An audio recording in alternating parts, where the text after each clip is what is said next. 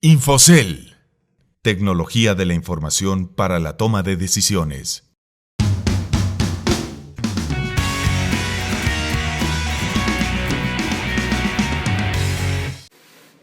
Precisamente esta coyuntura global obligó a las autoridades hacendarias a proponer un ajuste al gasto preventivo. Se había dicho en un principio que para 2016 sería de 130,000 millones de pesos.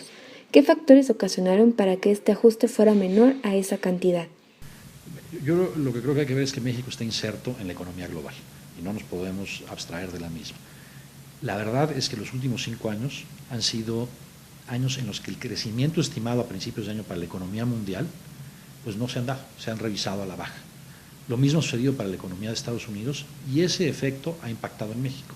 Hay un segundo efecto que también ha impactado, que es la caída de la producción de petróleo. Este es un fenómeno geológico, básicamente se agota un yacimiento de petróleo que en gran medida se va a poder revertir gracias a la reforma energética. En el mediano plazo, con mayor inversión, con nuevos instrumentos, con más tecnología, con más competencia, con más participación, seguramente vamos a poder revertir esta tendencia a incrementar la producción. Entonces, estos son los dos factores, el crecimiento externo y la caída en la producción de petróleo, que han llevado a sorpresas en el crecimiento económico. Para este año, como los años anteriores, se tiene una propuesta, o más bien un supuesto en las estimaciones de crecimiento, como tú señalas, de 2.6 a 3.6, que nos da una enorme certeza de que se va a cumplir. ¿Cuál es la mejor certeza? Es que se está haciendo con la mejor información disponible y la mejor manera de verificarlo es que las estimaciones del sector privado, las estimaciones de los organismos internacionales, las estimaciones de las corredurías que se dedican a analizar la economía mexicana coinciden básicamente con esta estimación. De hecho, ellos tienen un rango un poco más amplio porque son distintas instituciones, distintas entidades, pero básicamente los promedios están muy cercanos. Yo te diría que más bien estamos siendo prudentes.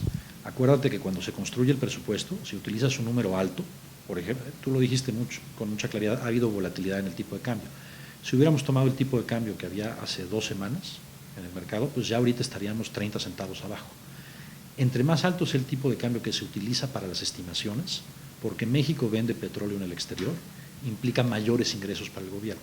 Entonces, este número, que tú lo llamaste optimista, yo lo llamaría más bien prudente, porque al mantener un precio que está más cercano a las proyecciones de largo plazo de los analistas y no a lo que estamos viendo en el mercado hace unas semanas, implica que se planifica un menor ingreso y por lo tanto tenemos una mayor probabilidad de que efectivamente el ingreso que estamos proyectando se va a realizar durante el año. Entonces, efectivamente está más cercano a las proyecciones de largo plazo que a lo que se observaba ese día en el mercado, pero yo lo llamaría más bien prudente. Otra de las propuestas dentro del paquete económico es utilizar el remanente de Operación Banjico para reducir el déficit. Entonces, el monto de 31,400 millones de pesos podrían ser utilizados para lograr la meta de un déficit de 0.5% del PIB para 2016. Efectivamente, el ajuste en el gasto resultó ser un poco menor a las estimaciones que se tenían en marzo. Hay que recordar que a principios de año se hizo un ajuste preventivo por 124,000 millones de pesos y se estimó el ajuste adicional que se requeriría hacer. Yo te diría, obviamente cambiaron muchos factores. Cambiaron muchos factores, principalmente un precio del petróleo un poco más bajo de lo que esperábamos, pero esto se vio compensado por una mejor recaudación tributaria y un buen desempeño del mercado interno. Hay un tercer factor que coincide, digamos, la diferencia con este factor, que es que en 2015 se recibieron recursos del Banco de México, lo que se llama el remanente de operación del Banco de México, por aproximadamente 30,000 millones. Entonces, una manera de entenderlo es que pensábamos que se requería un ajuste de 124, otro de 135 para el siguiente año, en total de 2015 a 2016 de aproximadamente 250, pero en total va a ser algo similar a los 221,000 millones de pesos. Y esa diferencia de 30 la explica en gran medida lo que se recibió del Banco de México, que no se gastó este año, se está posponiendo para el año que entra para inversión en infraestructura, pero contribuye a mantener el gasto en infraestructura el año que entra. Finalmente, la metodología de conformar un presupuesto base cero, una de las dependencias con mayor monto de recorte fue la Secretaría de Comunicación y Transportes. Esta es de aproximadamente 25%. En ese sentido, ¿el ajuste estaría enfocado solo en gasto programable o se verán disminuidos proyectos de inversión? Déjame aclarar. Este año se recibió por cuenta de las utilidades del año pasado del Banco de México, se llama remanente de operación formalmente, 31.4 miles de millones de pesos.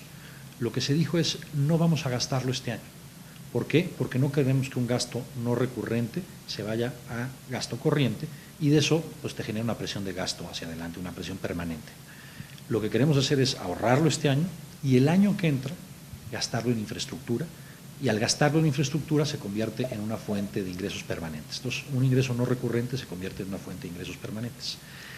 Eso es lo que se propuso y tenemos planeado llevarlo a cabo así, y así está plasmado en el presupuesto. Pero se dijo, bueno, esta filosofía hay que llevarla más lejos, hay que llevarla más allá y hay que darle permanencia. La propuesta es modificar la Ley de Presupuesto y Responsabilidad Hacendaria para que los remanentes que se reciban en el futuro, no este que ya se recibió, todos los que se reciban en el futuro a partir del año que entra, esos remanentes vayan, que es un ingreso no recurrente y difícil de predecir, se vayan a apoyar las finanzas públicas en el largo plazo, a fortalecer en el largo plazo las finanzas públicas. Y la mejor manera de hacerlo es, al menos el 70% se va a prepagar deuda o a no emitir la deuda que se tenía contemplado ese año.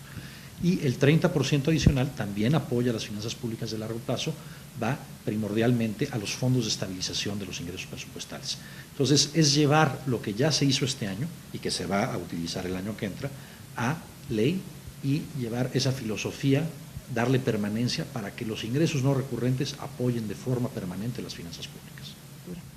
Yo creo que es muy importante señalar, sí ha habido ajustes en el presupuesto de inversión, pero también estamos planteando en el paquete, como parte del paquete, y también como lo que se ha venido haciendo en años anteriores, un marco que da mucho más flexibilidad para potenciar los recursos públicos en inversión. En particular se está modificando la ley de asociaciones público-privadas para fortalecerla, entonces con los mismos recursos públicos o incluso menos se pueda tener el mismo impulso a la inversión o incluso más. Eso dependerá de la capacidad de las distintas dependencias, incluyendo comunicaciones, transportes, pero también de manera destacada Pemex, de utilizar efectivamente las asociaciones con el sector privado y utilizar efectivamente los nuevos instrumentos. Lo que importa es movilizar la inversión.